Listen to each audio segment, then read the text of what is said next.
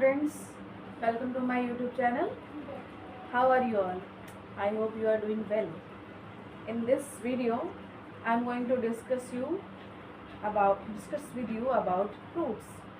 So yesterday we have done roots definition, location, function and features.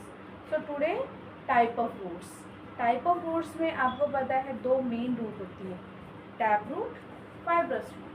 जैसे कि आप इस बोर्ड पर देख सकते हैं tap root. Type of roots, there are majorly two types of root mainly, tap root and fibrous roots.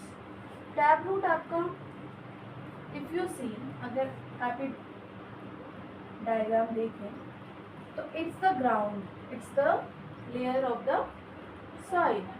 Under the soil the structure is like this only. It is the main root, it is the main root of tap root. So main root को हम क्या बोलते हैं? It's primary root. What we are calling? It's primary root. इसको हम primary root बोलते हैं क्योंकि ये main है, मुख्य है उस जड़ की, main part है. उसके बाद आप देखो स्टूडेंट्स, ये छोटी छोटी आपकी रूट्स निकल रही हैं. मेन रूट से छोटी हैं लेंथ में, इनको हम बोलते हैं लेटरल रूट्स. क्या बोलते हैं? Lateral roots. और इसके बाद यहाँ पे छोटी लेटरल रूट्स में भी छोटी छोटी ग्रोथ होती है, बहुत छोटी छोटी ग्रोथ होती है, हेयर जैसी, बाल जैसी अगर आप देखें तो. अब उस ग्रोथ को,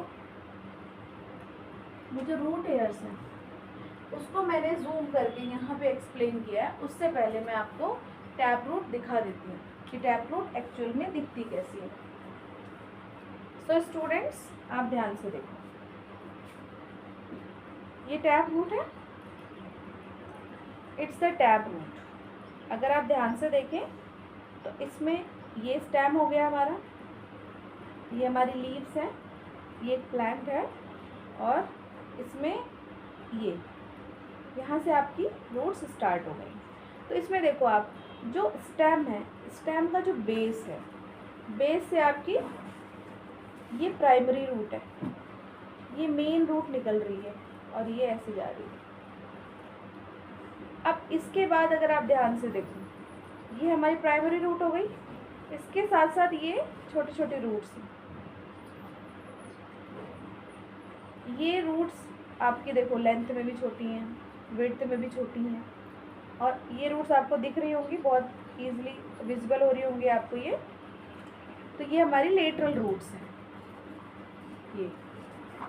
ये हमारी लेटरल रूट्स हैं अगर आप ध्यान से देखो तो ये, और ये हमारी प्राइमरी रूट है. लेटरल रूट्स में अगर आप ध्यान से देखें तो ये छोटी छोटी ग्रोथ है, छोटी छोटी ग्रोथ है. आप किसी भी पौधे को लेकर देख सकते हैं जिसमें इस तरीके की रूट हैं. ये देखो छोटी छोटी ग्रोथ है, इनको बोलते हैं रूट हेयर्स. अब रूट हेयर्स को हम डिस्कशन करते हैं कि रूट हेयर्स किस तरीके से हेल्प करते हैं पौधे को पानी देने में, पानी एब्जॉर्ब करने में. जैसे ये पूरी रूट है, हम सुनते हैं रूट का क्या फंक्शन होता है? Absorption of water and minerals. लेकिन कैसे? आज हम इस वीडियो में ये सीखेंगे कैसे. अभी अब मैंने आपको बता दिया ये प्राइमरी रूट है, ये लेटरल रूट्स हैं. इन रूट्स पे छोटे छोटे आउट ग्रोथ है, हेयर लाइक, उसे बोलते हैं रूट हेयर. तो रूट हेयर क्या करता है? हेल्प करता है पौधे जड़ की पानी का एब्जॉर्ब करने में और पानी के साथ साथ मिनरल्स को एब्जॉर्ब करने में. तो उसको भी हम पढ़ेंगे. जैसे अभी मैंने बताया कि यहाँ एक छोटी छोटी ग्रोथ होती है, उन छोटी सी ग्रोथ पे उनको रूट हेयर्स बोलते हैं. ये हमारे क्या है? Root hairs. बालों जैसे स्ट्रक्चर होते हैं छोटे छोटे, रूट हेयर्स बोलते हैं. और यहाँ पर जैसे मैंने इसको जूम करके दिखाया, जैसे मान लो ये हमारी जड़ है और उसके जड़ के सरफेस पे एक सेल है. इस सेल का नाम है एपिडर्मल सेल. एपिडर्मल सेल एक सेल के लिए यूज होता है. अगर हम सिर्फ एक सेल की बात करेंगे रूट्स में तो उसको हम बोलेंगे एपिडर्मल सेल. लेकिन हम अगर पूरी लेयर जितने भी उसमें प्रेजेंट हैं, ये सेल जितने भी अगर टोटल प्रेजेंट है तो हम उनके लिए यूज करते हैं epidermis cell. Epidermis plural form है, एपिडर्मल सिंगुलर फॉर्म है, यानी एक सेल को हम बोलते हैं एपिडर्मल सेल और बहुत सारे हो जाएंगे तो उसको बोलेंगे एपिडर्मिस सेल। अब इसमें आपको पता है स्टूडेंट्स, ये साइटोप्लाज्म होता है, ये जो सेंटर का एरिया है ये साइटोप्लाज्म है। इसके बाहर ये जो हमारी लेयर है ये सेल मेम्ब्रेन है। इसके बाहर एक और लेयर होती है स्टूडेंट्स, ये होती है सेल वॉल। ये होती है cell wall.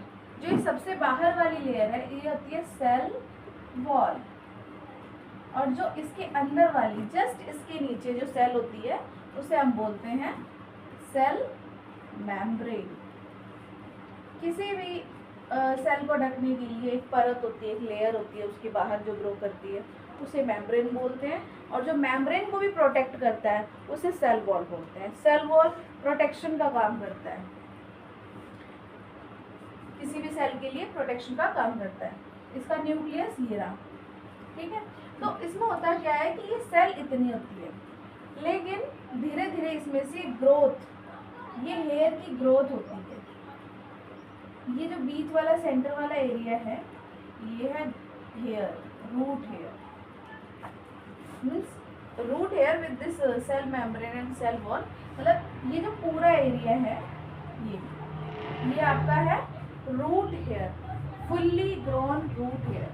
It is fully grown, full growth है इसकी। तो फुल्ली ग्रोथ रूट हेयर हो गया।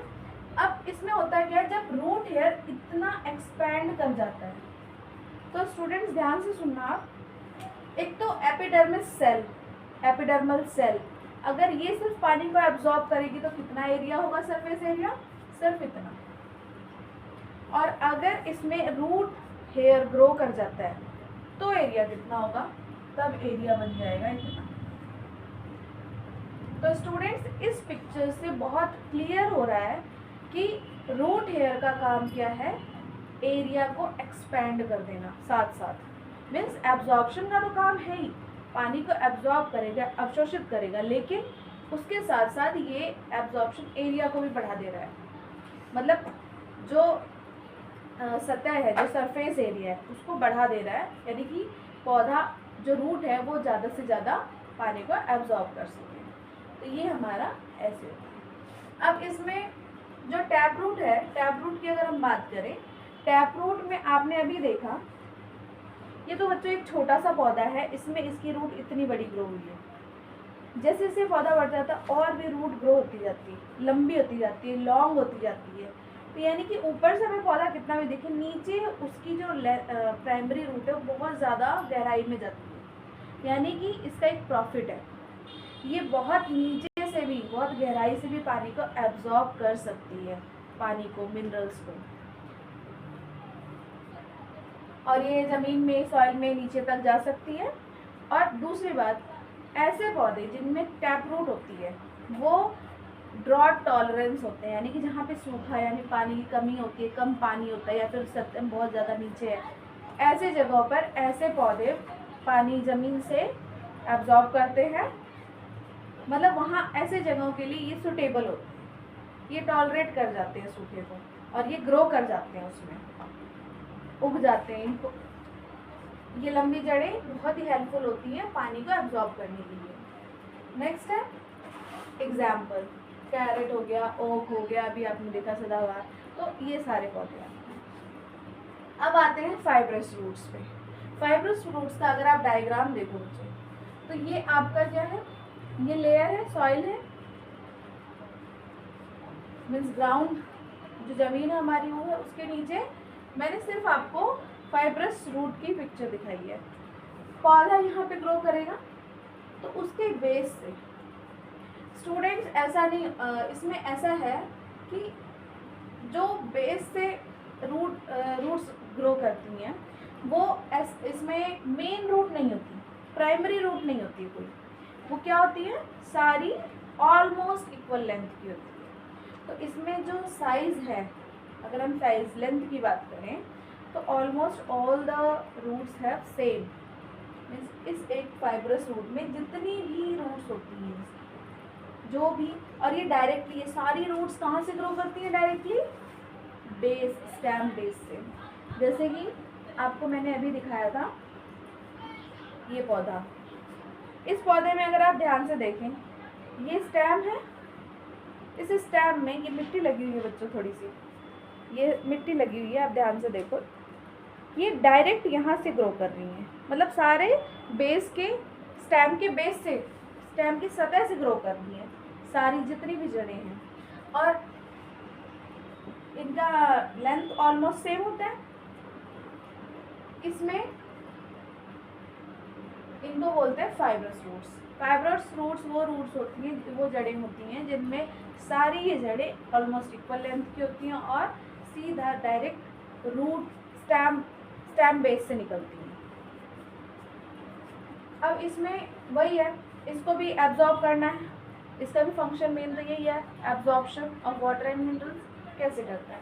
तो इसमें भी हेयर आउट ग्रोथ होती है, छोटे छोटे हेयर होते हैं, रूट हेयर्स बोलते हैं इन्हें भी, तो इस पे भी प्रेजेंट होते हैं रूट हेयर्स।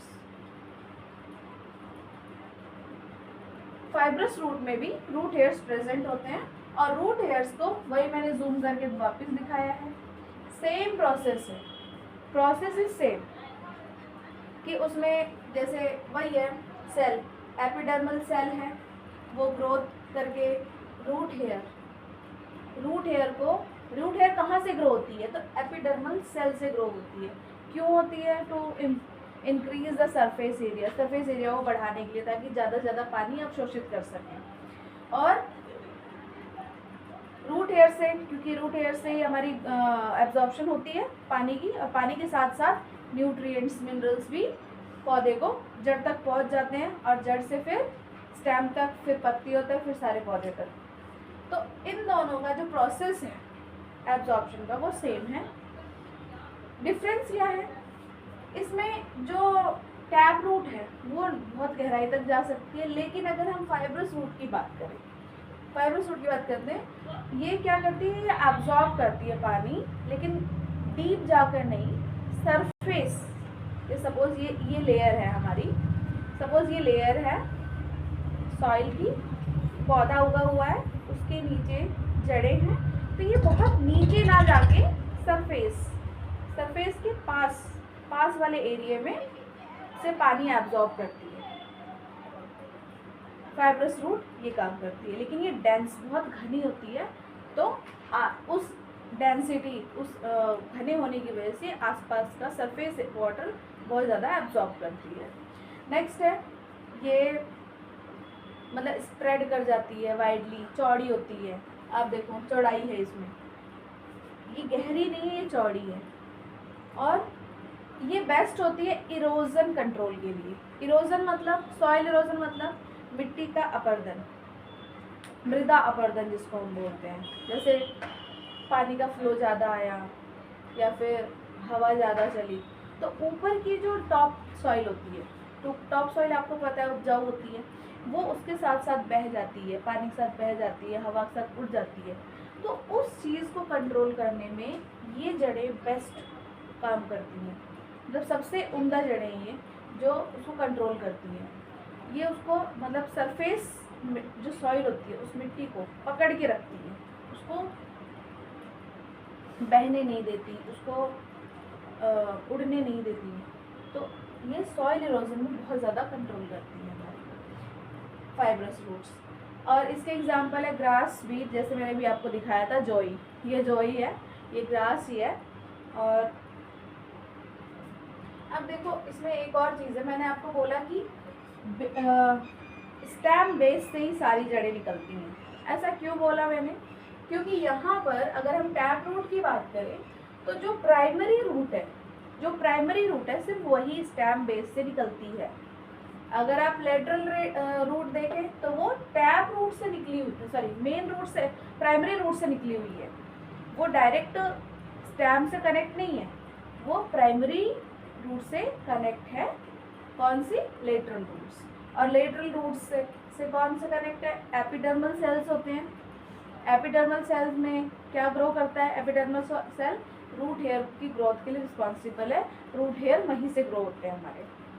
सो स्टूडेंट्स, ये है टैप रूट और fibrous root. I hope you like this video. Thank you. If you like it, please follow, share and subscribe. Thank you for your support. Thank you.